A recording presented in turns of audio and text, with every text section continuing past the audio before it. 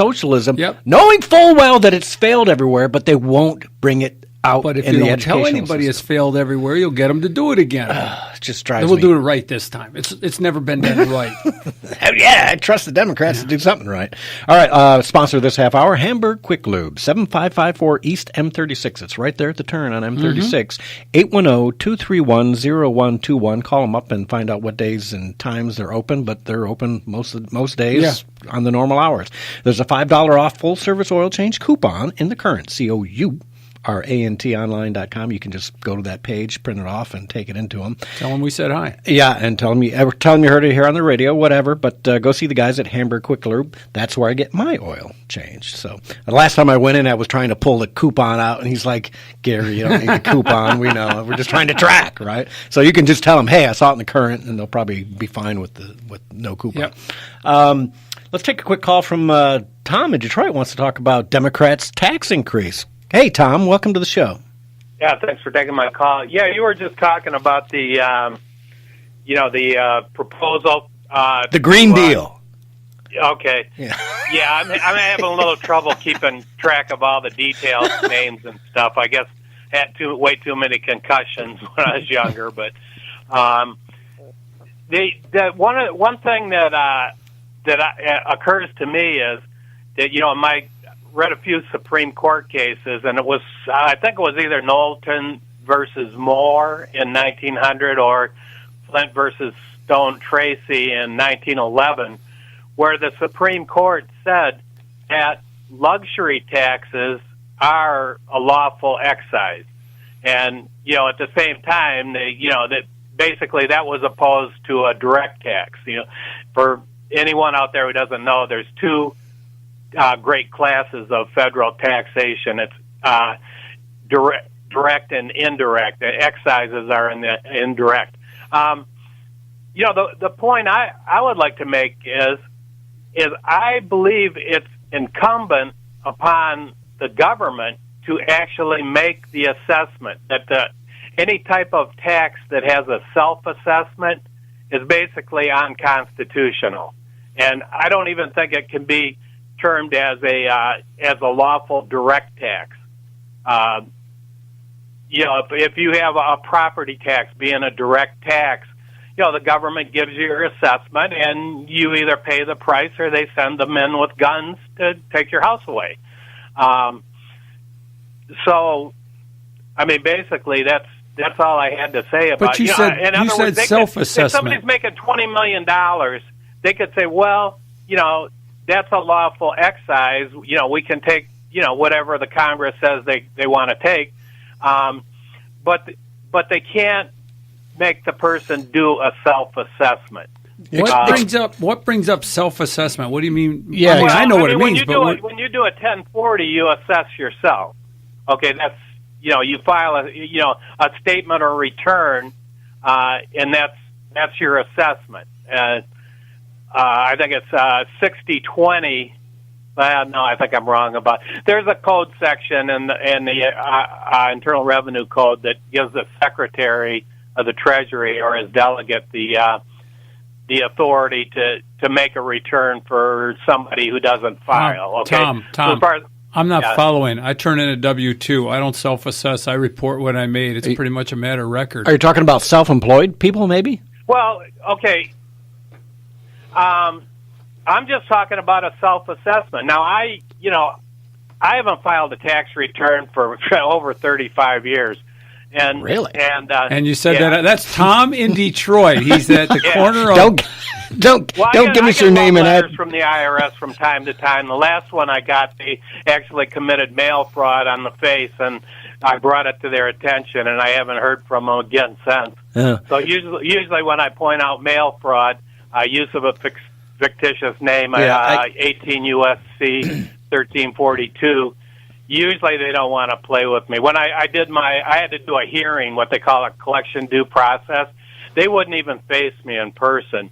They did it over the phone. And usually I talked to them. They said, well, usually it takes about 45 minutes. They hung up on me after 8 minutes. Wow. Now, so Tom, do you own a house? The liability statute for the tax you say I owe. Yeah. Do you own a house, Tom? Oh yeah, but I've lived in it more than 5 years, and there's an exemption tax statute for the primary residence where someone's lived there for over 5 years. They have to get a district court judgment in order to steal the house. Interesting. Yeah, one of my favorite stories, and it's probably an urban legend, but I'm going to pull this out of the tinfoil collection.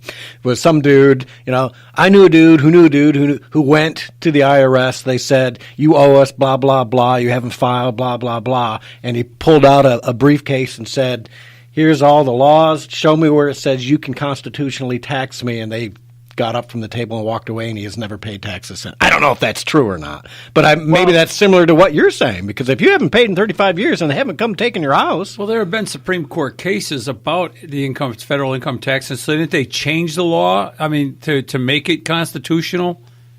You're more aware of that than I am, Tom. The Supreme Court back in 1916, the case was Brushhaber versus Union Pacific Railroad. They said that the 16th Amendment didn't create any new taxing powers. They went the Chief Judge White went back, and he was on the bench in 1895 when they did the Pollock versus Farmers Loan and Trust case. Oh yeah, that one. They said that a stock dividend was a direct tax, even before the company paid it. Huh. But so now, when they did the 16th Amendment, they made it a tax on a source of income. This is what they said in the Brushhaber case. Later on, Stanton versus Baltic Mining, the same year, and they said that they basically confirmed Brushhaber. The 16th Amendment didn't create any new taxing powers, because the nature of the tax in the Pollock case was an excise. And in 1911, they passed a corporate income tax law that was written as an excise. The law they overturned in the Pollock case, that was a generic income tax. Okay. My eyes are glazing over, Tom, I imagine.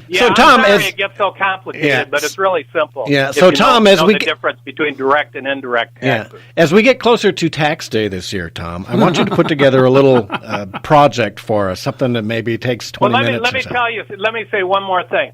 The IRS has pretty much broken me. I do not make over, I think it's around $10,000 a year that I can make without filing a return.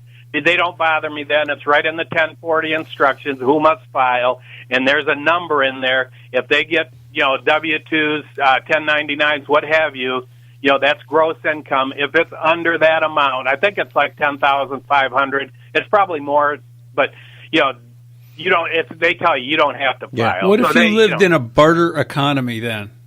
Well, exactly. So I can't, I can't do, there's a lot of things I can't do, like have a bank account. I tell you what, if I didn't have a house mortgage and a car payment, I could probably live on less than $10,000 a year, because I don't eat hardly anything anymore. Yeah, I got it made over here. I'm eating good. I eat a lot of organic food. I got heat. Yeah. Are you living in a bombed-out neighborhood in Detroit? In Detroit, it's paid for. Tom, I used to work in Detroit, and I drove by this house, and it was a beautiful house in the midst of, like Beirut. Is that the situation you're in? Yeah, except for the few people that are still here that hung in there. Now it's turning, like when they finally get the money and they knock these places down, it's becoming like a park. There's still a lot of abandoned houses, but there's huge trees, huge shade trees. I thought of you every time I drove by that house. I wonder if Tom lives there. One more question. Do you listen to Trigger Talk? Oh, yeah. Why didn't you call in about the magazine taking in New Jersey? I expected you to call. I did. I called in the show. And you talked about? I was talking about the constitutionality of New Jersey, the magazines? Quotes from the founders. Oh, I missed that then. Sorry. Yeah. But okay. there's that's they would at least have to pay, that's the Fifth Amendment, just compensation. But in the, I remember when they did the first magazine ban on the 20-round magazines you got with the post-band ARs, all they did was pop rivet a little, a little block in there, and that was good. Yep. So, interesting. Cool. All right. Well, thanks for the call, Tom. Appreciate it. Okay. Thanks. Have a great weekend. Let's take a call from Alex in Plymouth. Alex, welcome to the show. Alex. I know an Alex. Hi, Gary. Hi, Ed. Hi, Alex. Happy New Year to you, Alex. And same to you. I wanted to just talk a little bit about FDR and Trump. Seems to me that FDR, let's see, he was elected when, 34? 32. 32? Okay. Yeah. Okay. I'm sorry. But anyway, so the U.S. really didn't come out of the Depression until basically World War II. So that's quite a length of time.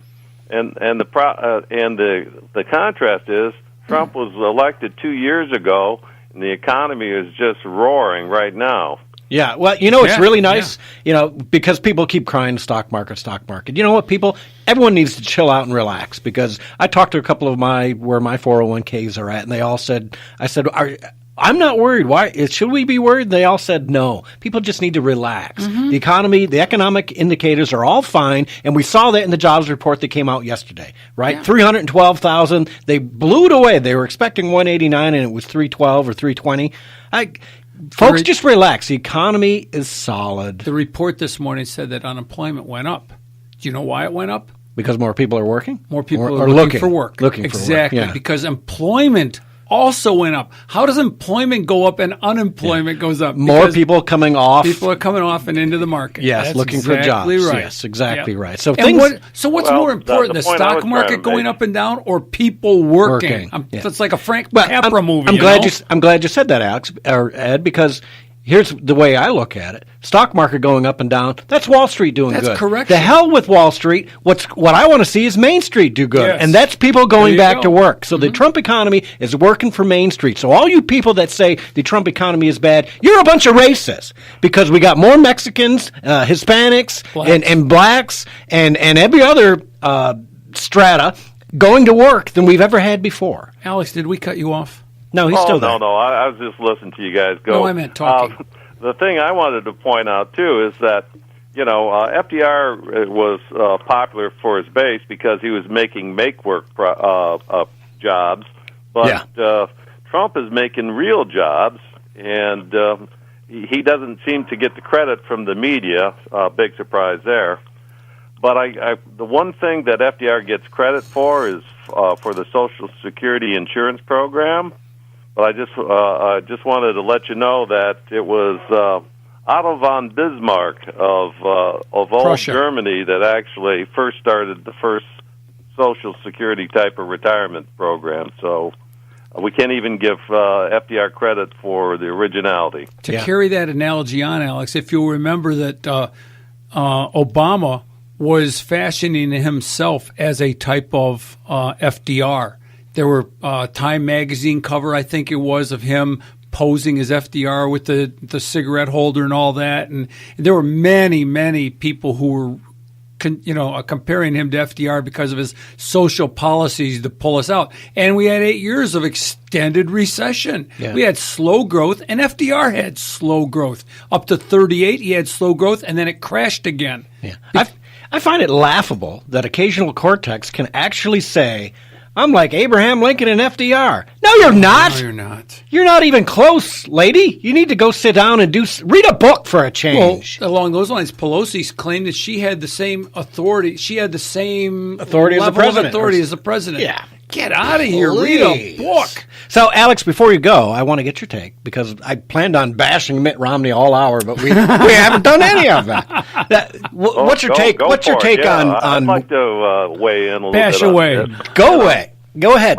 Well, obviously, I mean, this guy is not a conservative or a real Republican. He's just another never Trumper.